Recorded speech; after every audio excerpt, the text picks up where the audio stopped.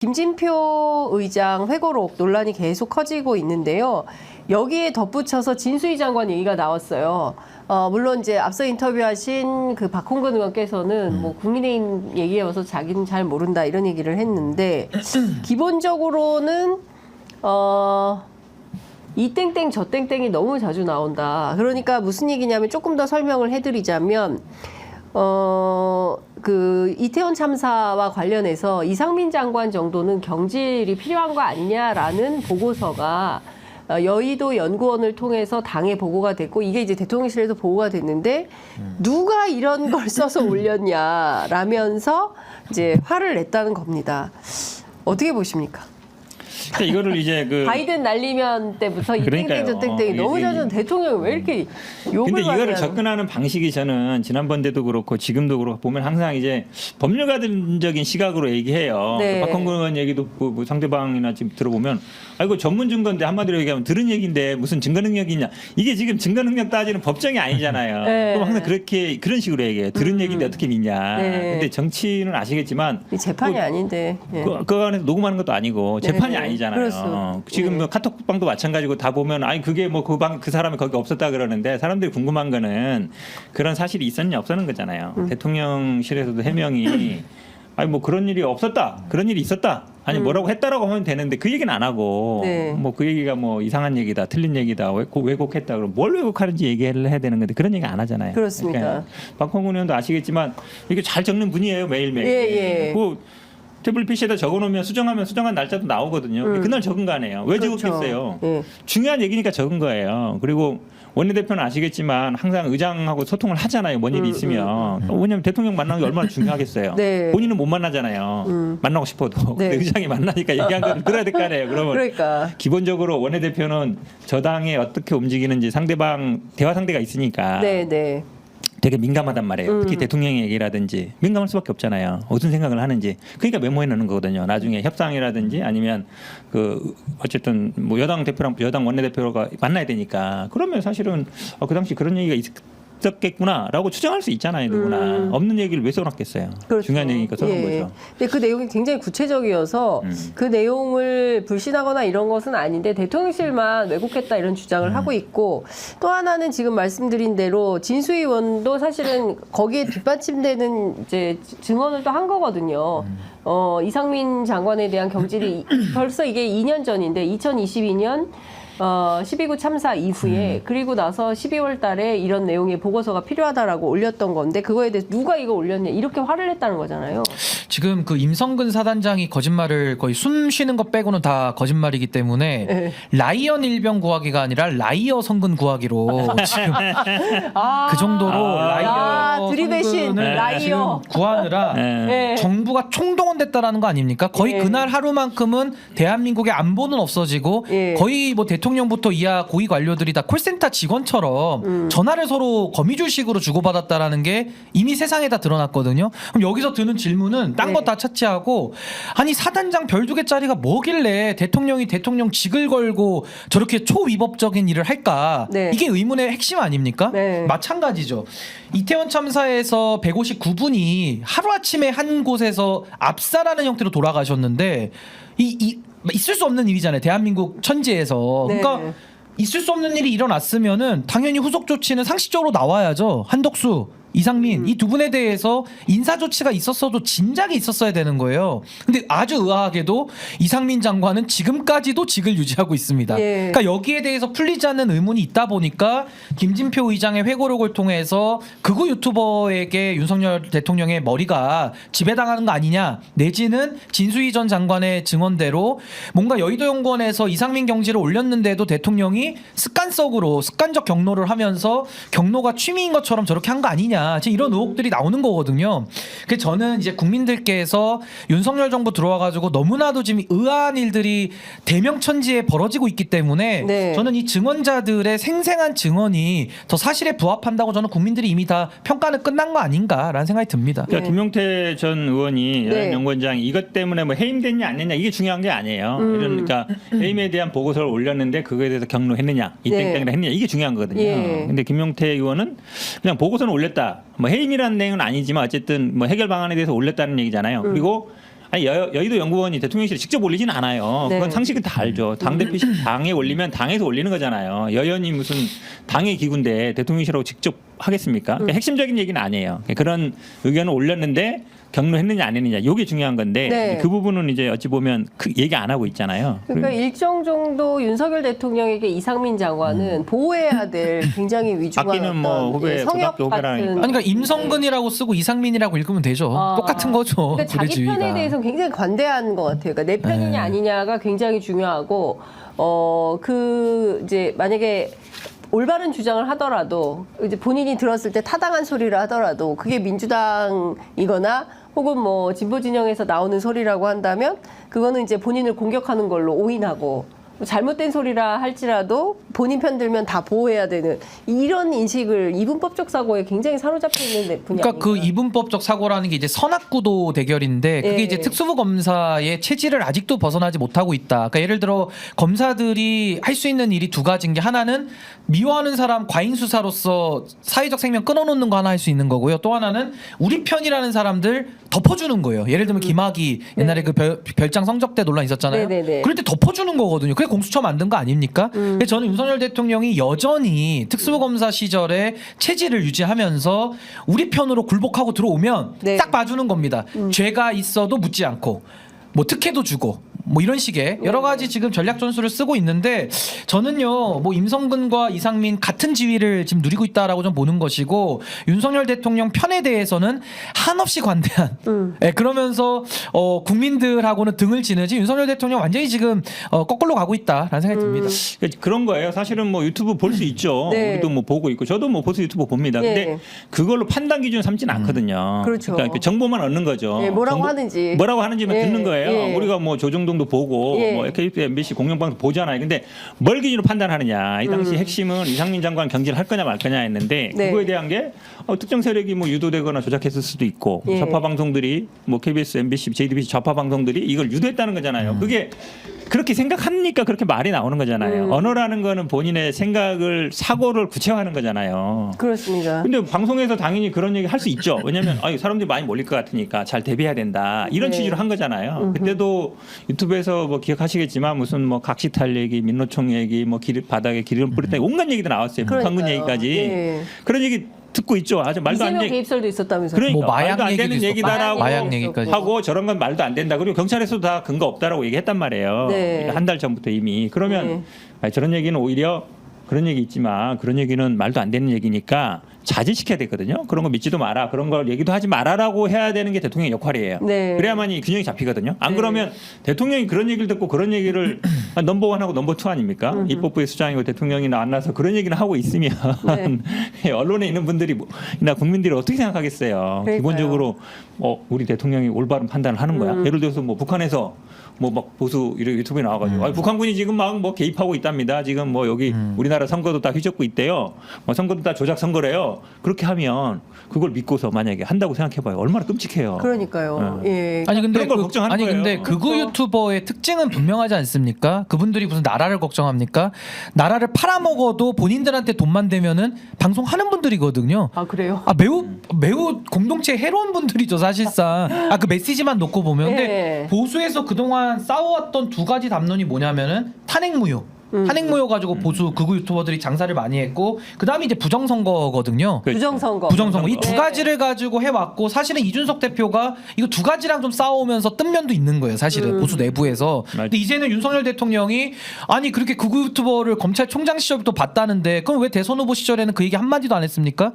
좀 얘기를 하시지. 그럼 국민들이 표를 안 줬을 텐데. 근데 그때는 입 싹 씻고 양두구육하면서 양머리 걸고 개고기 판 거 아니에요? 이준석 대표가 증언한 거 아닙니까? 네. 그러니까 이런 식으로 국민을 속여왔기 때문에 이제 와서 극우 유튜버를 보고 본인의 본색을 드러내고 조작 선동에 나선다고 하면은 대통령이 총대 맨다 그러면은 기가 막힐 노릇이고 지금도 저는 극우 유튜버에 대해서 김진표 의장의 말을 권위로 삼을 게 아니라 네. 대통령이 이미 한 인사를 보면 예를 들면요 통일부 장관의 극우 유튜버가 갔고요 이미 갔고 인재개발교육원장에 이미 김채환 원장이 차관급으로 갔고요. 그렇죠. 그다음에 따따붙다라고 하는 채널이 있어요. 네. 거기 배승희 씨가 지금 YTN 앵커로 갔고요. 네. 마지막 그 민영삼 네. 최고위원 후보로 나왔던 분 네. 지금 코바코 사장 간다고 지금 기사에 다 나오고 있어요. 낙점설 막 이렇게. 그리고 고성국 씨도 고성국 씨도 갖고. 아니 뭐가 더 설명이 필요한 거예요? 뭐가 더? 왜 윤석열 정부 들어와서 그분들이 제도권에 다 들어오는 겁니까? 그러니까요. 사실상 극우 유튜버 전성시대 지금. 전성시대다. 유튜브 정권인가? 아니 근데 이게 윤석열 대통령의 인식이 지금 그 공공기관까지 다 내려가는 거거든요. 네. 그러니까 매우 심각하다라는 거를 김진표 의장의 말을 통해서 우리는 그냥 재확인을 했을 뿐이지 예. 이미 대통령의 인사를 통해서 그 예. 편향된 인식과 예. 편향된 태도는 이미 국민들이 다 보셨다라고 그러니까 생각합니다. 아까도 말씀드렸지만 결국 북한과의 문제라든지 선거라든지 아니면 굉장히 이제 뭐 예를 들어 미국과의 관계라든지 굉장히 중요한 문제들이 많거든요. 네. 예를 들어서 뭐 지금 미국 선거가 굉장히 급하게 돌아가잖아요. 그럼 만약에 트럼프가 됐어. 네. 만약에 뭐 철수해야 된다든지 아니면 뭐 핵무기라든지 이런 굉장히 어찌 보면 북한과의 관계는 굉장히 민감할 수 있는데 우리 대통령이 과연 올바른 판단을 하고 있나 이게 굉장히 중요하거든요. 네, 어찌 보면 네. 잘못하면은 나라가 절단할 수 있는 상황이 될 수 그러니까요. 있단 말이에요. 그래서 다들 그래서 위기라고 하는 거예요. 극단적으로 갈 수 있는 상황이라는 거예요. 극단적으로. 그러니까 처음에는 이제 천공 같은 이제 무당이나 저런 주술적인 사람들한테 우리가 좀 위기감을 느꼈다면은 지금은 이제 극우 유튜버로까지도 이게 확대되고 있다라는 게 윤석열 정부가 너무나도 위험천만한 일들을 벌이고 있는 거 아니냐. 실제로 그 얘기도 그 합리적 의심이 있죠 지금. 천공 방송도 열심히 보는 것 같다. 뭐 하루 종일 방송만 보고 술만 먹는 거예요, 뭐예요, 하루 종일? 2주 전에 얘기하면 실제로 정책으로 나오기 때문에 천공 방송도 열심히 보는 거 아니냐라는 건데요. 지금 오늘 오전 10시부터 국회 운영위가 열리고 있는데요. 오전부터 뭐 상당히 질타가 있고 뭐 이런 것 같습니다. 근데 그 가운데 뭐가 시작부터 고성이 이제 이어지고 있다고. 민주당 아버지는 그렇게 가르치냐, 박찬대 대표가 마이크 꺼달라, 막 이제 이렇게 싸우고 있다고 하는데요. 지금 정진석 비서실장, 성태훈 정책실장, 장호진 안보실장 등이 이제 증인으로 출석을 한 상태입니다. 그런데 아시는 것처럼 내일 최상병 특검법 처리 가능성이 굉장히 높잖아요. 그런데 김태효 안보실 1차장이 7월 31일, 그러니까 지난해 7월 31일은 VIP 경로설이 이제 처음 나온 날인데 그렇죠. 네. 이날 대통령이 화낸 적 없다라고 반박했습니다. 그런 사실 없다. 윤석열 대통령 화내지 않았다라고 이제 주장을 했는데요. 정확한 워딩은 그렇습니다. 여름 휴가 직전으로 기억하는데 저희에게 화내신 적이 없다. 안보실 직원들에게 화를 안 냈겠죠. 저희 얘기잖아요. 거기서 핵심은 저희에게. 예, 왜냐하면 예. 지금 안보실 임기훈 국방비서관이 전해줬다는 얘기잖아요. 그렇죠. 예. 근데 그러니까 아시는 것처럼 지금 7월 31일 날 강의구 대통령실 부속실장이 임기훈 국방비서관하고 하루에 6번 통화를 합니다. 아니 근데 그 김태효 지금 차장의 얘기를 하는 거 아닙니까? 네. 김태효 차장이 무슨 대통령의 그림자입니까? 하루 종일 붙어 있어요? 그게 아니잖아요. 그러니까 무슨 뭐 경로를 안 했다라는 것 자체가 수사 외압이 없었다라는 증거가 될 수가 없는 거고 네. 지금 이 사안 자체는 경로 자체가 핵심이 아니죠. 그러니까 경로는 대통령이 수사 외압에 이르게 된 핵심 동기 아니냐라는 네. 그런 비판 지점인 거고 결국에는 윤석열 대통령이 군 수사든 경찰 수사든 개입을 해서 누군가에 대한 특혜, 누구를 빼라. 그리고 그것이 현실화됐기 때문에 여기에 대한 진실을 밝히자라는 얘기지 대통령의 경로를 김태효 차장이 뭐 하루 종일 붙어 있는 거 부부지간도 아니고 그거 어떻게 다 압니까? 부부지간도 하루 종일 붙어 있지 아 않아요? 그러니까요. 무슨 뭐 화장실도 따라갑니까? 손잡고 가요? 아니죠. 무슨 소리 하는 거예요 예. 지금? 이게 이제 휴가 기간이었잖아요. 8월 2일이. 예. 8월 2일부터 윤석열 대통령 그렇죠. 휴가가 시작이 되고 그날 장관은 재벌이 개영식이 있죠. 장관은 저 멀리 가 있었고. 장관은 우즈베키스탄. 우즈베키스탄에 보인 출장 가 전화로. 있었고 예. 신범철 차관이 바빴던 날이죠. 그렇죠. 신범철 차관. 국내에 있으니까. 네. 근데 신범철 차관이 저는 특이하게 본 게 신범철 장관이 대통령한테 전화를 한 게 2번 있단 말이에요.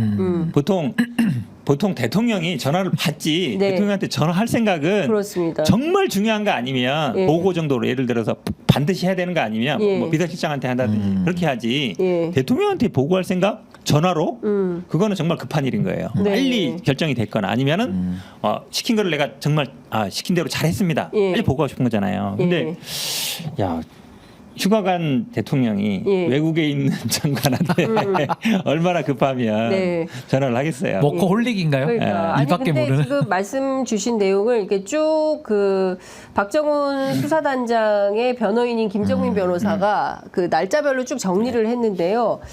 그 8월 2일, 그러니까 대통령이 휴가 간 날입니다. 그날 8월 2일 오후 12시 43분 16초에 윤석열 대통령이 이종섭 장관에게 전화를 하거든요.